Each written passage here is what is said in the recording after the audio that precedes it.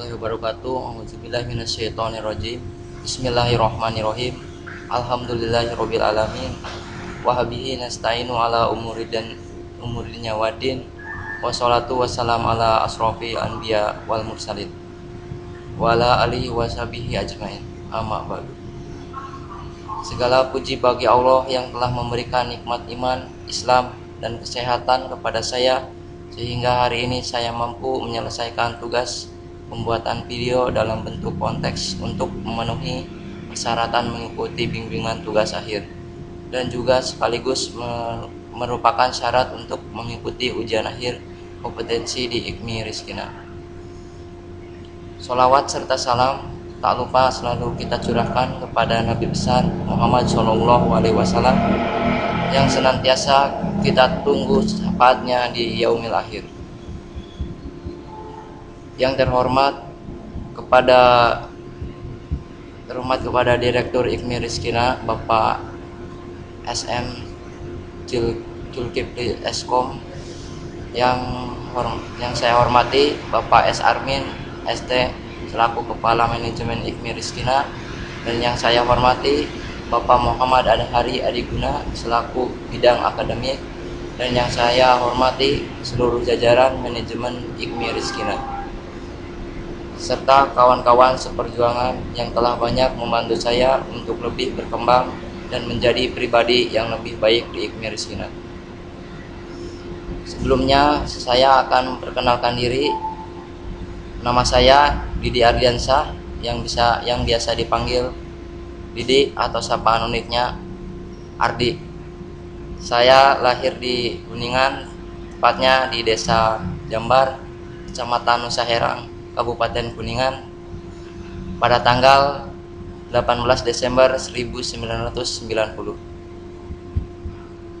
Saat ini saya bekerja di PT Cita Indonesia, salah satu perusahaan swasta yang merupakan perusahaan yang bergerak di bidang manufaktur suku cadang kendaraan bermotor.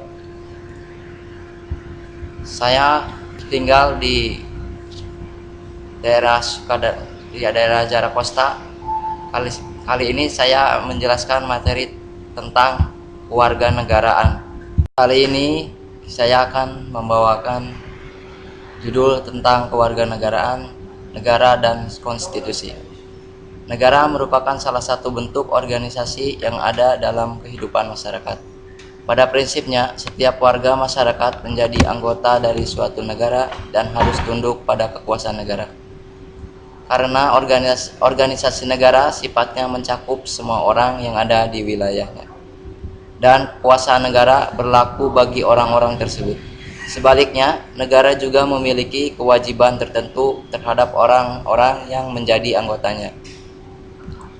Melalui kehidupan bernegara dengan pemerintahan yang ada di dalamnya, masyarakat ingin mewujudkan tujuan-tujuan tertentu seperti terwujudnya ketentraman, ketertiban, dan kesejahteraan masyarakat.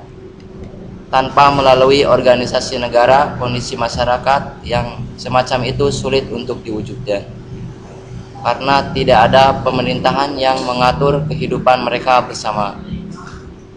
Agar pemerintah suatu negara yang memiliki kekuasaan untuk mengatur kehidupan masyarakat tidak bertindak seenaknya, maka ada sistem aturan yang mengaturnya.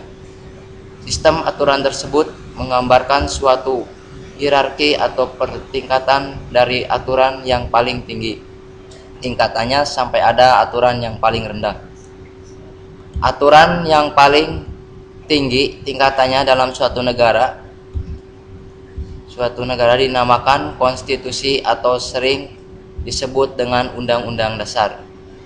Dua sebutan yang sebenarnya tidak persis sama artinya.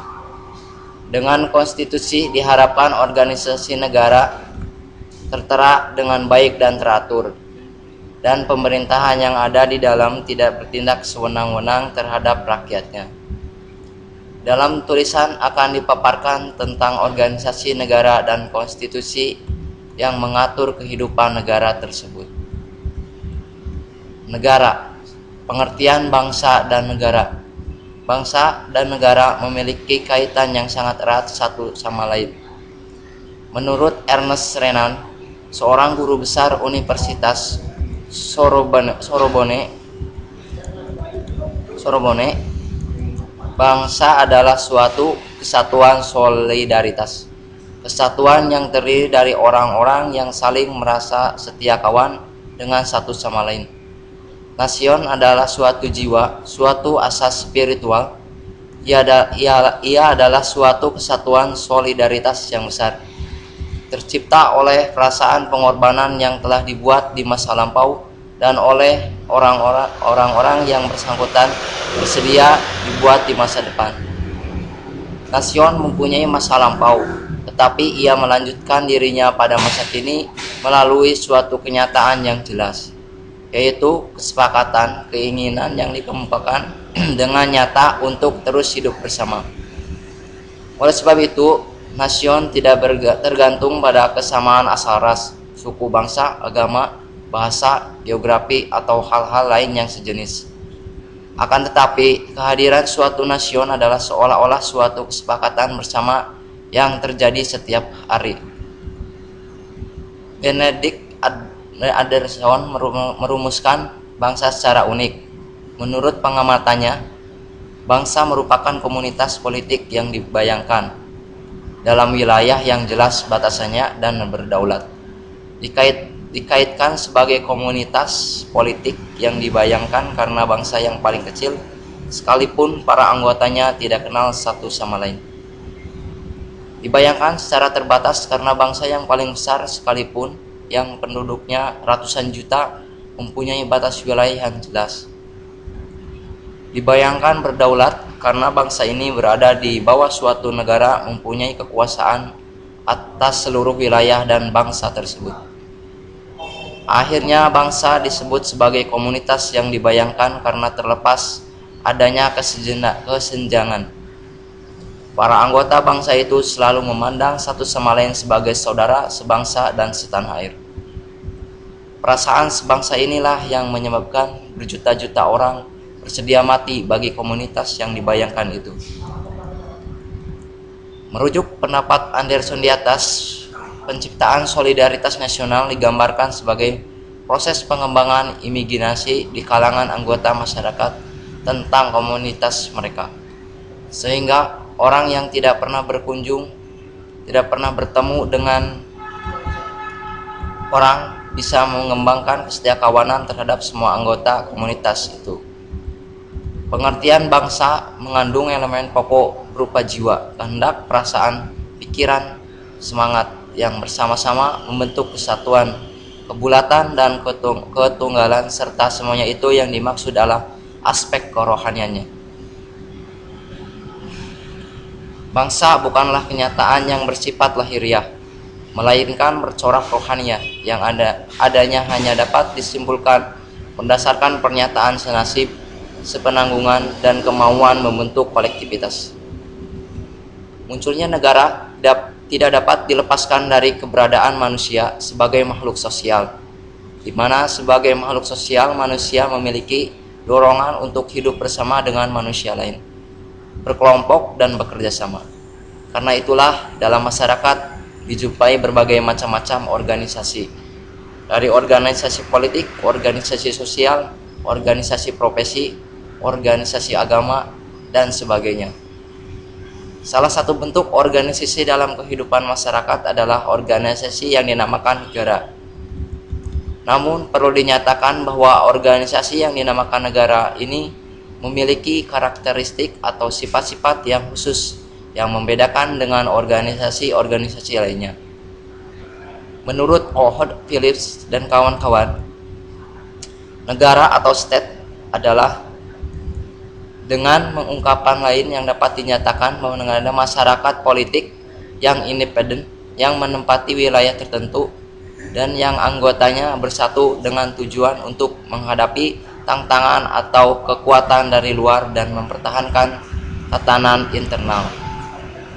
Dalam tataran yang lebih filosofis, Hansen Cles dalam bukunya General Theory of Law and State memandang negara sebagai entitas yuridis dan negara sebagai masyarakat yang terorganisasikan secara politis.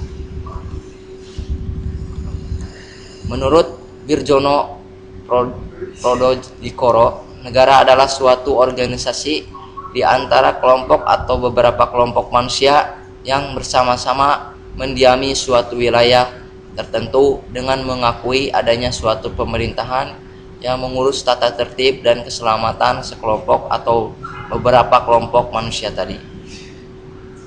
Pendapat lain dikembangkan oleh Onotoho Midjojo yang menyatakan bahwa negara adalah organisasi masyarakat yang bertujuan mengatur dan memelihara masyarakat tertentu dengan kekuasaannya. Sedangkan menurut Sunarko, negara adalah organisasi masyarakat yang mempunyai daerah tertentu di mana kekuasaan negara berlaku sepenuhnya sebagai suveren. Dengan memperhatikan beberapa pendapat di atas, dapat ditarik pemahaman bahwa negara adalah organisasi masyarakat yang memiliki wilayah tertentu dan berada di bawah pemerintahan berdaulat yang mengatur kehidupan masyarakat tersebut. Negara merupakan konstruksi yang diciptakan oleh manusia untuk mengatur pola hubungan antar manusia dengan kehidupan bermasyarakat. Unsur-unsur negara. Dalam memperhatikan pengertian negara sebagaimana dikemukakan oleh beberapa pemikir kenegaraan di atas, dapat dikatakan bahwa negara memiliki 3 unsur, yaitu 1. Rakyat. Rakyat suatu negara dapat dibedakan antara penduduk dan bukan penduduk. Penduduk adalah orang-orang yang bertempat tinggal, menetap atau berdomisili di suatu negara. Kalau seorang dikatakan bertempat tinggal, menetap di suatu negara, berarti sulit untuk dikatakan sampai kapan tempat tinggal itu. Sedangkan yang bukan penduduk adalah orang-orang yang bertempat tinggal di suatu negara hanya untuk sementara waktu dan bukan dalam maksud untuk menetap. Penduduk yang merupakan anggota yang sah dan resmi dari suatu negara dapat diatur sepenuhnya oleh pemerintah negara yang bersangkutan, dinamakan warga negara. Sedangkan di luar itu semua dinamakan orang asing atau warga negara asing. Warga negara yang lebih erat hubungannya dengan bangsa di negara itu disebut warga negara asli, yang dibedakan pengertiannya dengan warga negara keturunan. Pembedaan rakyat negara sebagaimana dikemukakan di atas secara skematis dapat disajikan sebagai berikut. Perbedaan antara penduduk dan bukan penduduk. Warga dan bukan warga. Negara terkait dengan perbedaan hak dan kewajiban di antara orang-orang yang berada di wilayah negara. Di antara status orang-orang dalam negara tentunya status yang kuat dan memiliki hubungan yang erat dengan pemerintahan negara bersangkutan adalah status warga negara. Status kewarganegaraan suatu negara akan berimplikasi sebagai berikut. Pertama, hak atas perlindungan diplomatik di luar negeri merupakan hak kewarganegaraan. Suatu negara berhak melindungi warganya di luar negeri. 2. Kewarganegaraan menuntut kesetiaan, dan salah satu bentuk kesetiaan tersebut adalah kewajiban melaksanakan wajib militer. 3. Suatu negara berhak untuk menolak mengekstradisi warga negaranya kepada negara lain. Berdasarkan praktek secara garis besar, kewarganegaraan seorang dapat diperoleh 1. Berdasarkan kewarganegaraan orang tua. 2. Berdasarkan tempat kelahiran. 3. Berdasarkan asas. 4. Melalui naturalisasi atau melalui perkawinan, misalnya seorang istri yang mengambil kewarganegaraan suami atau dengan permohonan yang diajukan kepada negara. B. Wilayah negara dengan batas-batas tertentu. Wilayah suatu negara pada umumnya meliputi wilayah darat, wilayah laut, dan wilayah udara. Walaupun ada negara tertentu yang karena letaknya di tengah benua sehingga tidak memiliki wilayah laut, seperti Afghanistan, Mongolia, Austria, Hungaria, Zambia, Bolivia, dan sebagainya. Di samping wilayah darat, laut, dan udara dengan batas-batas tertentu, ada juga wilayah yang disebut ekstrateritorial, yang termasuk Wilayah ekstrateritorial adalah kapal di bawah bendera suatu negara dan kantor perwakilan diplomatik suatu negara di negara lain. Batas wilayah negara Indonesia ditetapkan dalam perjanjian dengan negara lain yang berbatasan. Batas wilayah negara Indonesia ditentukan dalam beberapa perjanjian internasional yang dulu diadakan oleh pemerintah Belanda dengan beberapa negara lain. Berdasarkan pasal 5 persetujuan perpindahan yang ditetapkan dalam Konvensi Meja Bundar atau KMB, perjanjian internasional itu sekarang berlaku juga bagi negara Indonesia. Perjanjian tersebut adalah Konvensi London tahun 1814, di mana Inggris menyerahkan kembali wilayah Hindia Belanda kepada Kerajaan Belanda, dan beberapa terikat lainnya berkenan dengan wilayah negara. Berkenan dengan wilayah perairan ada 3 batas wilayah laut Indonesia. Batas-batas tersebut diantaranya: 1. Batas laut teritorial. Laut teritorial adalah laut yang merupakan bagian wilayah suatu negara dan berada di bawah kedaulatan negara yang bersangkutan. Batas laut teritorial tersebut semula diumumkan melalui Deklarasi Juanda pada tanggal 13 Desember 1957. Sesuai pengumuman tersebut, batas teritorial Indonesia adalah 12 mil yang dihitung dari garis dasar, yaitu garis yang menghubungkan titik terluar dari pulau-pulau terluar Indonesia, di mana jarak dari suatu titik ke titik lain yang dihubungkan tidak boleh lebih dari 200 mil.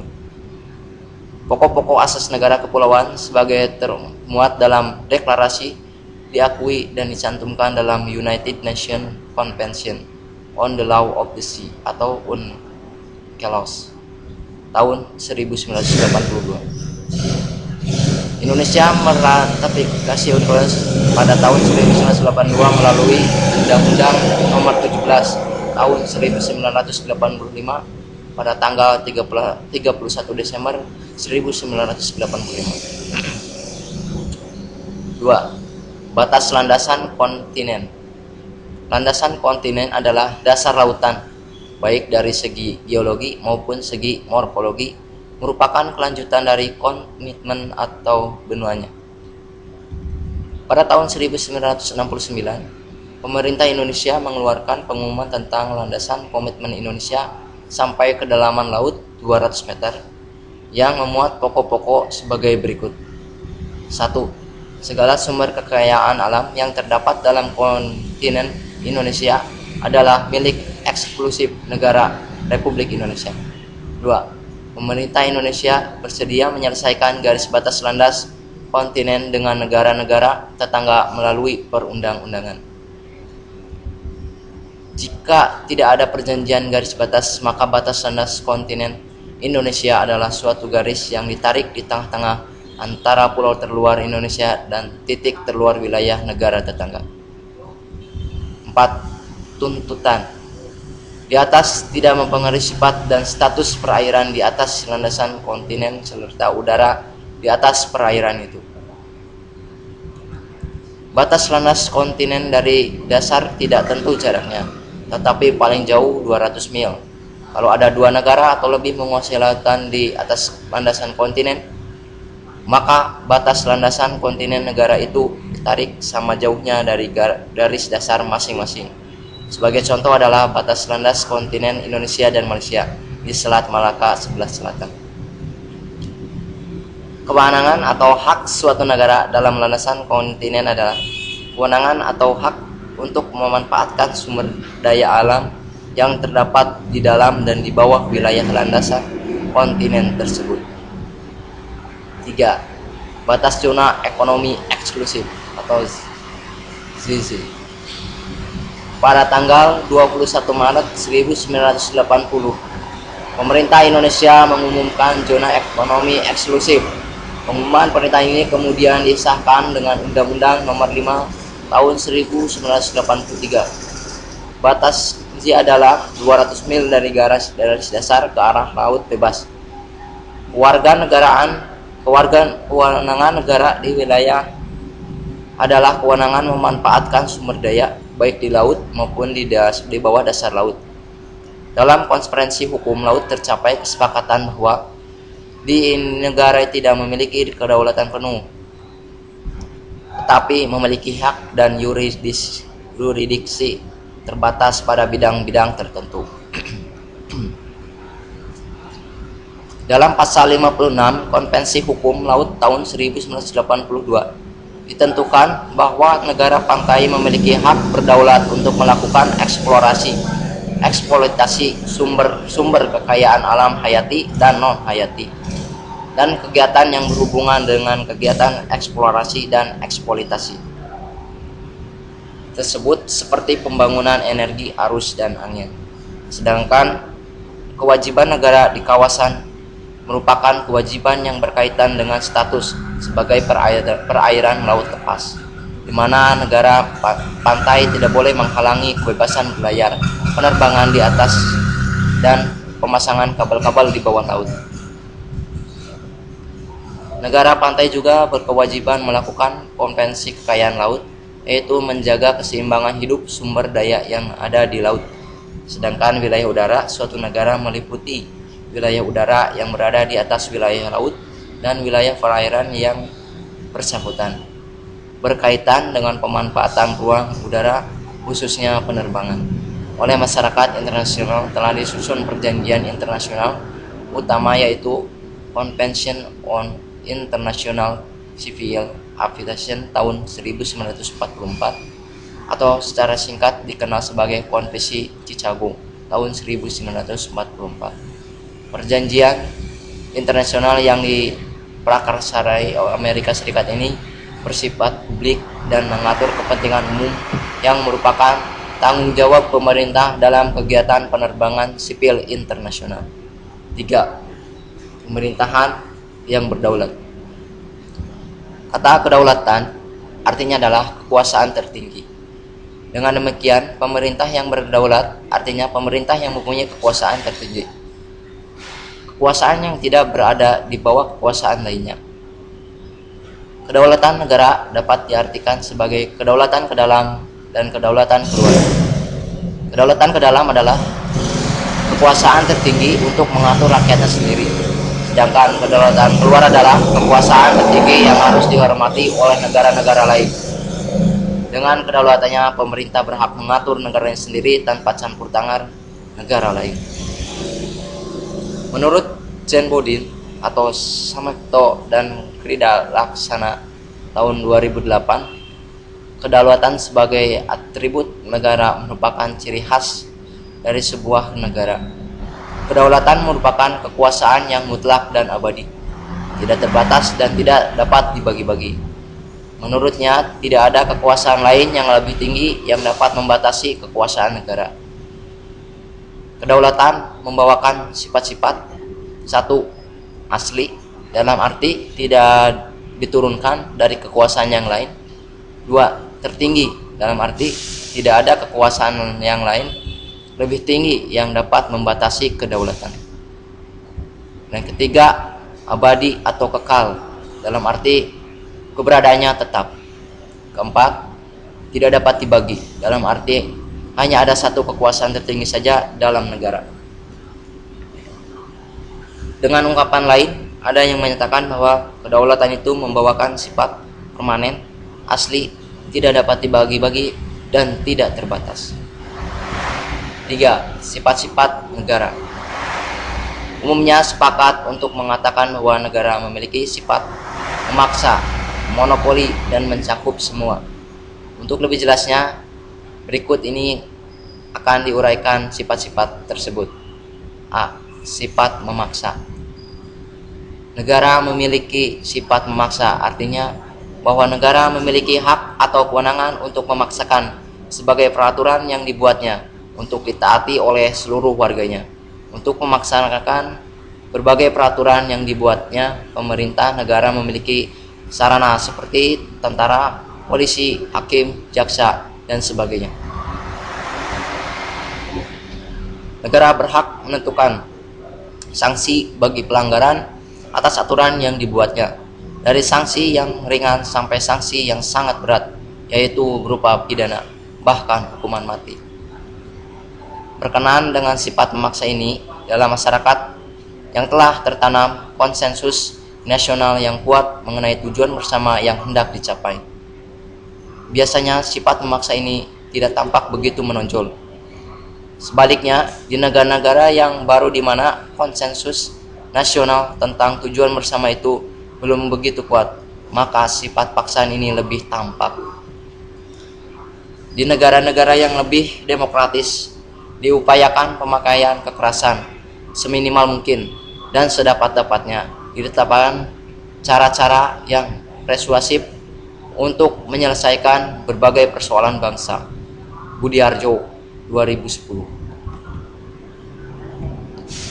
2. Sifat monopoli.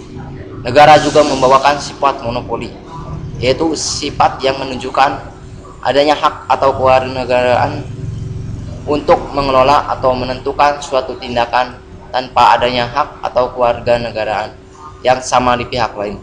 Sifat monopoli yang dimiliki oleh negara menyangkut beberapa hal.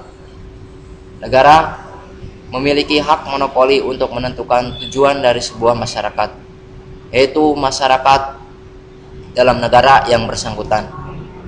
Di Indonesia misalnya, tujuan masyarakat itu adalah sebagaimana dirumuskan dalam alinea 6 pembukaan Undang-Undang 1945.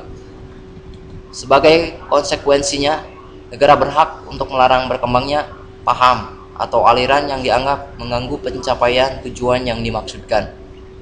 Negara juga memiliki hak monopoli pengolahan sumber daya alam yang menguasai hajat hidup masyarakat. Hak monopoli yang lain adalah monopoli pengelolaan sarana kekerasan untuk kepentingan negara. Negara memiliki satuan tentara dan polisi yang dilengkapi dengan sistem persenjataan seperti senjata api, tank, pesawat tempur, kapal perang, dan sebagainya adalah merupakan perwujudan dari hak monopoli tersebut. 3. Mencakup semua, sifat mencakup semua. Dengan sifat ini maksudnya bahwa kekuasaan negara berlaku bagi semua orang di wilayah negara yang bersangkutan. Tidak ada warga masyarakat yang dapat mengecualikan dirinya dari pengaruh kekuasaan negara. Berkenaan dengan itu bahwa peraturan yang dibuat oleh negara pada prinsipnya berlaku bagi setiap orang di wilayah negara itu tanpa kecuali. Ketika peraturan sudah dibuat atau ditetapkan, semua orang dianggap tahu dan harus mentaatinya. Siapapun yang melakukan pelanggaran akan dikenai sanksi sesuai dengan peraturan yang berlaku. Menjadi warga negara bukanlah suatu yang berdasarkan pada kemauan sendiri atau involuntary membership. Dan disinilah letak perbedaan antara keanggotaan suatu negara dengan keanggotaan pada asosiasi atau organisasi lain yang sifatnya sukarela. Yang keempat, tujuan dan fungsi negara. Secara umum dapat dikatakan bahwa tujuan setiap negara adalah mewujudkan kebahagiaan bagi rakyatnya. Walau kenyataan juga menunjukkan adanya pemerintah yang bertindak sewenang-wenang terhadap rakyatnya sendiri. Disinilah perlunya dibedakan antara negara sebagai sebuah organisasi yang lebih netral pengertiannya dengan pemerintah sebagai penyelenggara organisasi negara. Pemerintah sebagai penyelenggara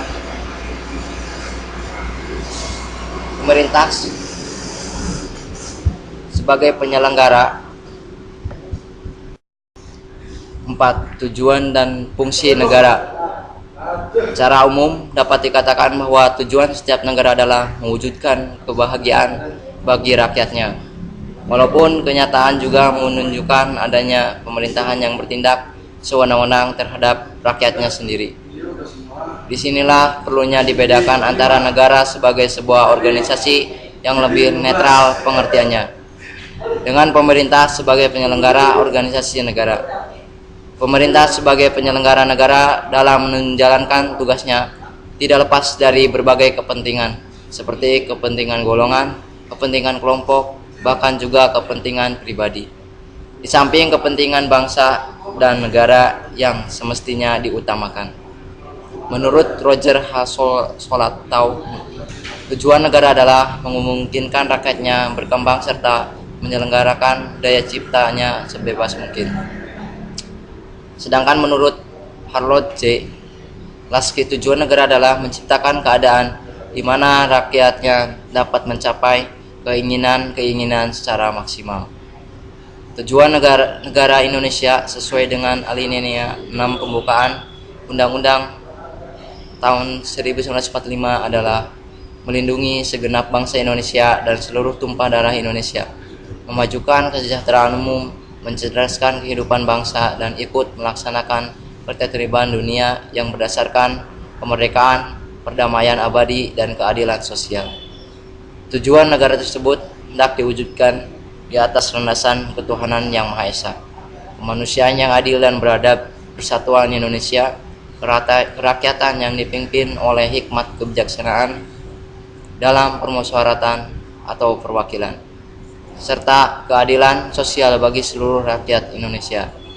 Namun setiap negara, apapun ideologi yang dianutnya, menyelenggarakan fungsi minimum yang mutlak sifatnya, yaitu 1. Melaksanakan penertiban atau law and order untuk mencapai tujuan bersama dan mencegah bentrokan-bentrokan dalam masyarakat. Negara harus melaksanakan penertiban. Dapat dikatakan bahwa negara bertindak sebagai stabilisator. 2. Mengusahakan kesejahteraan dan kemakmuran rakyatnya. Fungsi ini dianggap sangat penting, terutama bagi negara-negara baru di mana tingkat kesejahteraan masyarakat masih sangat membutuhkan perhatian dari pemerintah. 3. Pertahanan. Fungsi ini untuk mempertahankan negara dari kemungkinan serangan dari luar, sehingga negara harus dilengkapi dengan alat-alat pertahanan. Menegakkan keadilan. Untuk mewujudkan keadilan, negara memiliki badan-badan peradilan. Sedangkan menurut Charles Emer Young, fungsi yang harus dijalankan oleh negara-negara meliputi fungsi keamanan ekstern, fungsi ketertiban intern, fungsi keadilan, fungsi kesejahteraan umum, dan fungsi kebebasan. Atas dasar pendapat di atas, dapat dinyatakan bahwa secara garis besar, fungsi yang harus dijalankan oleh negara meliputi mengupayakan kesejahteraan warganya agar dapat menikmati kehidupan yang layak, meningkatkan kecerdasan dan membina budi pekerti warga negaranya, menjaga keamanan dan ketertiban dalam masyarakat, mempertahankan negara dari gangguan eksternal, serta mewujudkan keadilan bagi masyarakat. Fungsi-fungsi tersebut harus diselenggarakan oleh negara yang dalam hal ini adalah pemerintah negara yang bersangkutan agar tujuan negara tersebut dapat diwujudkan.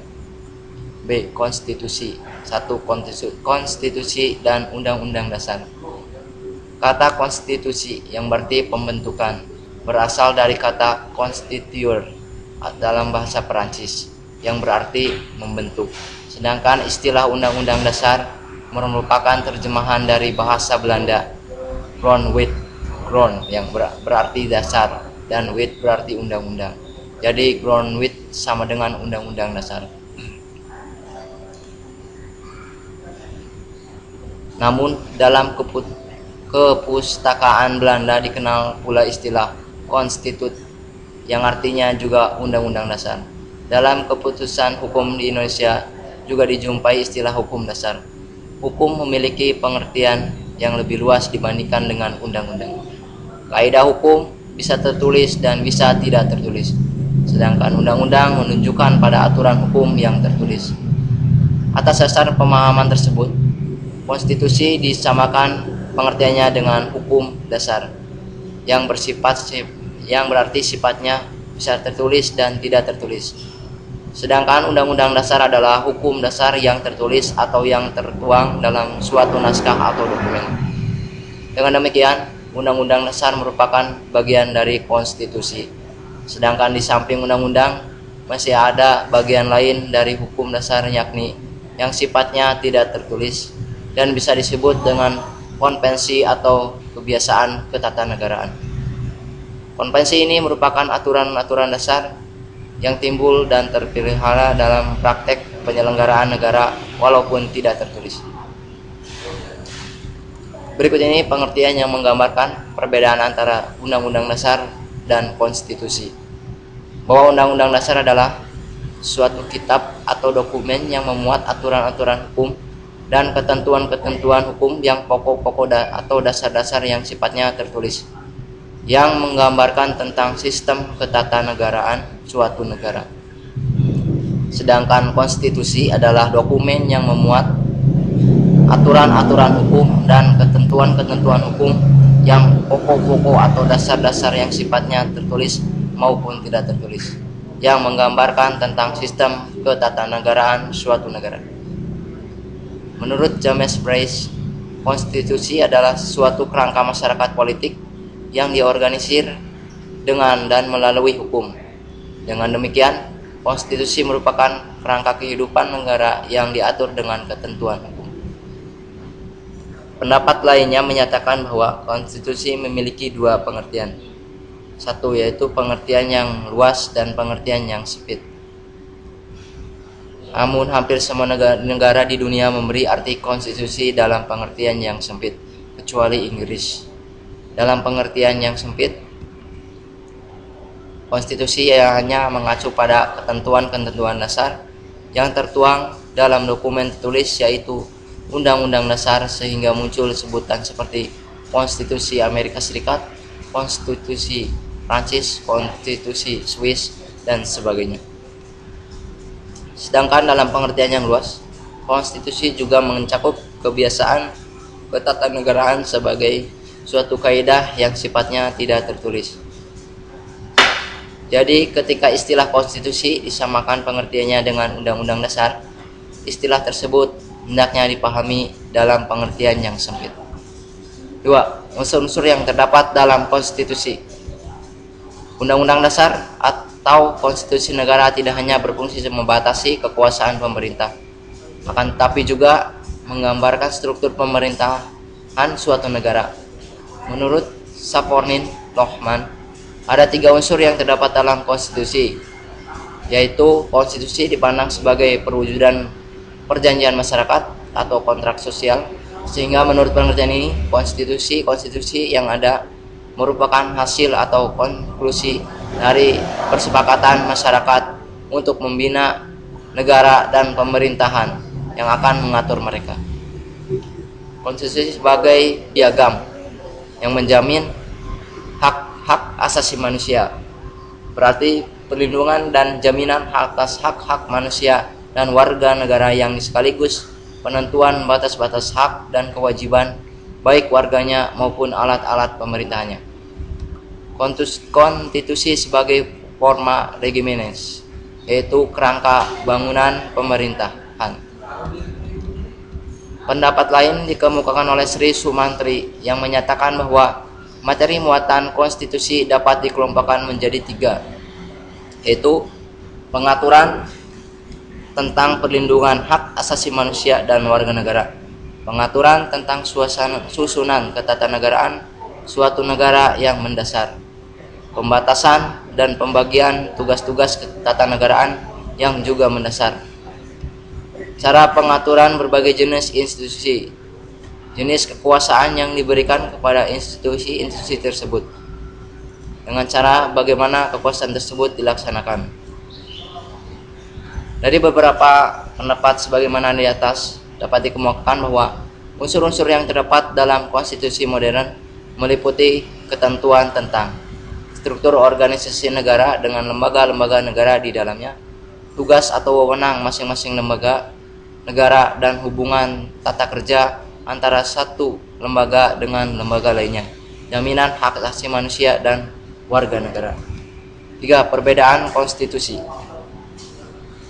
Betapapun sempurnanya sebuah konstitusi, pada suatu saat konstitusi itu bisa ketinggalan zaman atau tidak sesuai lagi dengan dinamika dan perkembangan masyarakat. Karena itulah perubahan atau amandemen konstitusi merupakan suatu hal yang wajar dan tidak perlu dianggap sebagai suatu yang istimewa. Yang penting bahwa perubahan itu didasarkan pada kepentingan negara dan bangsa dalam arti yang sebenarnya. dan bukan hanya sekedar kepentingan politik sesaat dari golongan atau kelompok tertentu. Secara teoretik, perubahan undang-undang dasar dapat terjadi melalui berbagai cara. C.F. Strong menyebutkan 4 macam cara perubahan terhadap undang-undang dasar, yaitu oleh kekuasaan legislatif tetapi dengan pembatasan-pembatasan tertentu, oleh rakyat melalui referendum, oleh sejumlah negara bagian khususnya untuk negara serikat, dengan kebiasaan ketatanegaraan, oleh suatu lembaga negara yang khusus dibentuk untuk keperluan perubahan. Sedangkan K.C. Weyr mengumumkan bahwa perubahan konstitusi dapat terjadi dengan berbagai cara, yaitu perubahan resmi, penafsiran hakim, dan kebiasaan ketatanegaraan atau konvensi. Tentang perubahan terhadap Undang-Undang tahun 1945 sesuai pasal 37, ketentuan tentang perubahan itu adalah sebagai berikut. Usul perubahan pasal-pasal dalam Undang-Undang dasar dapat diagendakan dalam sidang Majelis Permusyawaratan Rakyat apabila diajukan oleh sekurang-kurangnya sepertiga dari jumlah anggota Majelis Permusyawaratan Rakyat. Setiap usul perubahan pasal-pasal Undang-Undang dasar diajukan secara tertulis dan ditunjukkan dengan jelas bagian yang diusulkan untuk diubah beserta alasannya. Untuk mengubah pasal-pasal Undang-Undang dasar, sidang Majelis Permusyawaratan Rakyat dihadiri oleh sekurang-kurangnya 2/3 dari jumlah anggota Majelis Permusyawaratan Rakyat.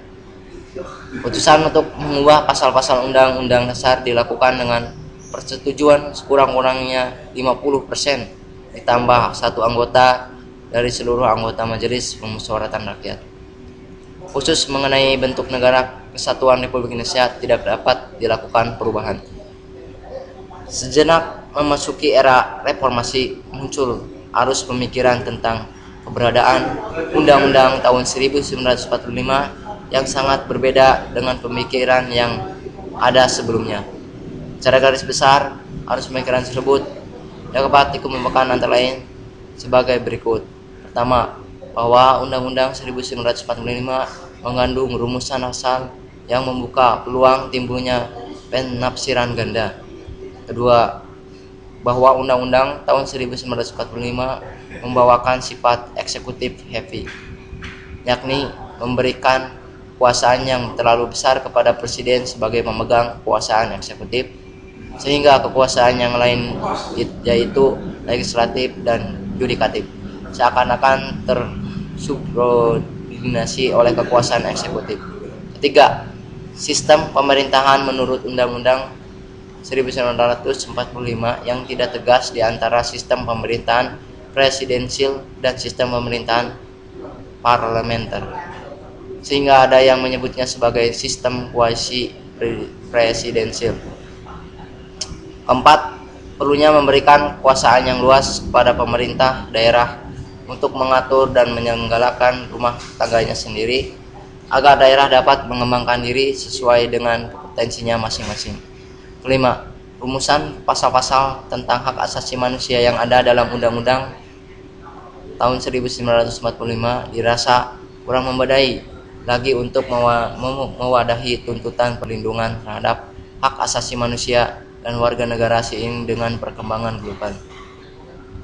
Arus pemikiran sebagaimana dikemukakan di atas kemudian mewarnai perubahan terhadap Undang-Undang tahun 1945. Dengan demikian, pada prinsipnya mengarah pada perubahan untuk menjawab persoalan-persoalan sebagaimana dikemukakan di atas.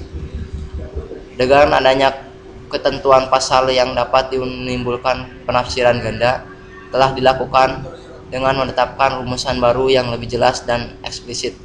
Misalnya, masa jabatan presiden sebelum amendement dinyatakan bahwa presiden dan wakil presiden memegang jabatan selama 5 tahun dan sesungguhnya dapat dipilih kembali. Dalam ketentuan tidak menyebutkan secara tegas dipilih kembali untuk berapa kali masa jabatan. Dengan demikian, bahwa seorang dapat dipilih menjadi presiden atau wakil presiden untuk beberapa kali masa jabatan tanpa batas.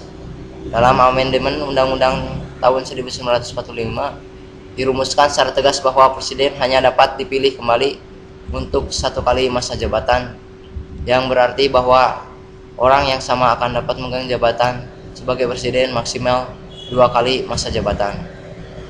Terkait dengan sifat eksekutif heavy yang dibawakan oleh Undang-Undang tahun 1945, pada amendement pertama telah dilakukan perubahan dan penambahan atas pasal 5 ayat 1, pasal 7, pasal 9, pasal 13 ayat 2, pasal 14, pasal 15, pasal 17 ayat 2 dan 3, pasal 20 dan pasal 21, yang pada intinya mengatur pembatasan jabatan presiden, mengubah kewenangan legislatif yang semula di tangan presiden menjadi kewenangan DPR, serta menambah beberapa substansi yang membatasi kewenangan presiden. Kewenangan-kewenangan tertentu yang sebelumnya dapat dilakukan sendiri oleh presiden. Setelah amendement harus dilakukan dengan memperhatikan pertimbangan dari lembaga yang lain, seperti mengangkat duta dan konsul, harus dengan pertimbangan DPR, memberi garasi dan rehabilitasi dengan pertimbangan Mahkamah Agung, dan memberikan amnesti serta abolisasi harus dengan pertimbangan DPR. Hal itu jelas merupakan pengurangan terhadap kewenangan presiden. Berkaitan dengan ketentuan sistem pemerintahan yang tidak tegas antara presidensial dan parlementer, melalui Undang-Undang tahun 1945 ditegaskan sistem pemerintahan presidensial dengan munculnya ketentuan bahwa presiden dipilih secara langsung oleh rakyat.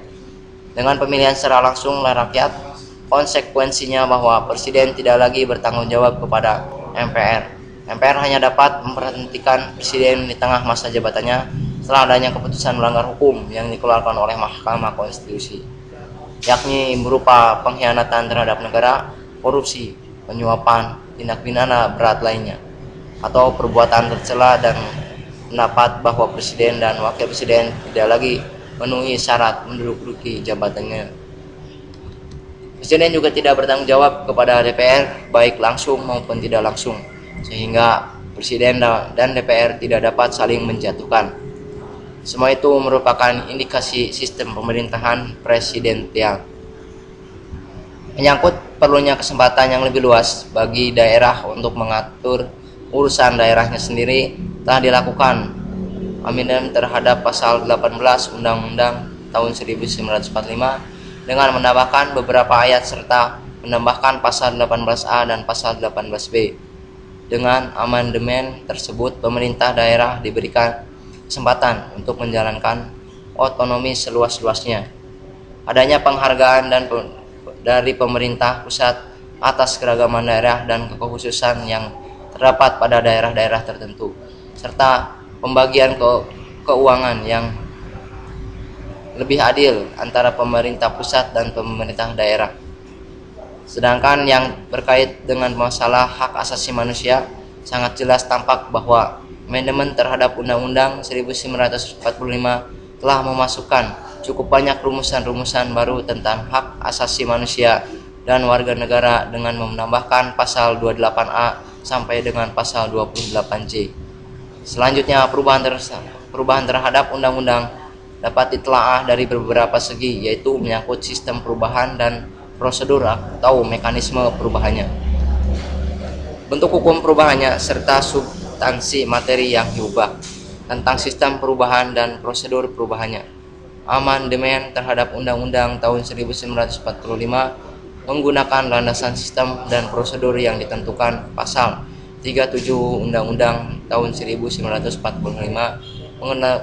mengenai bentuk hukumnya secara teoritis dan praktek ketatanegaraan. Kenal adanya pola perubahan yang secara langsung dituangkan dalam teks undang-undang yang lama dengan melakukan perubahan terhadap naskah aslinya. Di samping itu ada pola admin di mana substansi perubahannya dituangkan dalam suatu naskah yang terpisah dari naskah aslinya, sedangkan naskah asli itu sendiri dibiarkan tetap dengan rumusan aslinya. Dilihat dari aspek itu, amandemen terhadap Undang-Undang tahun 1945 dapat dikatakan mengikuti model Amerika Serikat. C. Peranan konstitusi dalam kehidupan bernegara. Secara umum dapat dikatakan bahwa konstitusi disusun sebagai pedoman dasar dalam penyelenggaraan kehidupan negara agar negara berjalan tertib, teratur, dan tidak terjadi tindakan yang sewenang-wenang dari pemerintahan terhadap rakyatnya. Untuk itu, maka dalam konstitusi ditentukan kerangka bangunan suatu negara, kewenangan pemerintah sebagai pihak yang berkuasa, serta hak-hak asasi warga negara. Menurut C.F. Strong, tujuan konstitusi adalah membatasi tindakan sewenang-wenang pemerintah, menjamin hak-hak rakyat yang diperintah, dan menetapkan pelaksanaan kekuasaan yang berdaulat. Dengan konstitusi, tindakan pemerintah yang sewenang-wenang dapat dicegah karena kekuasaan yang dimiliki oleh pemerintah telah ditentukan dalam konstitusi, dan pemerintah tidak dapat melakukan tindakan semaunya di luar apa yang telah ditentukan dalam konstitusi tersebut. Di pihak lain, hak-hak rakyat yang diperintah mendapat terlindungkan dengan dituangkannya jaminan hak asasi dalam pasal-pasal konstitusi. Sedangkan menurut Lord Bryce, motif yang mendasari pembentukan konstitusi adalah sebagai berikut. Atas dasar pendapat di atas dapatlah dinyatakan bahwa peranan konstitusi bagi kehidupan negara adalah untuk memberikan landasan dan pedoman dasar bagi penyelenggaraan ketatanegaraan suatu negara, membatasi tindakan pemerintahan agar tidak bertindak sewenang-wenang, dan memberikan jaminan atas hak asasi bagi warga negaranya.